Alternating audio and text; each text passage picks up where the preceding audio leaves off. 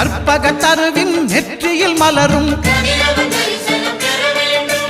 இருளை விலக்கி உலகை எழுப்பும் ஞாயிறு அங்கே குடியிருப்பான். அவன் ஆனை முகத்தனின் அடியவர் மனத்தில் ஒளியாய் வந்து கொலுவிருப்பான்.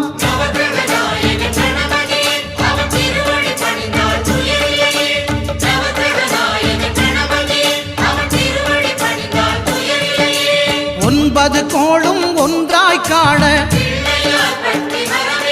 அங்கு கற்பகம் என்னும் கடவுளின் மெய்யில்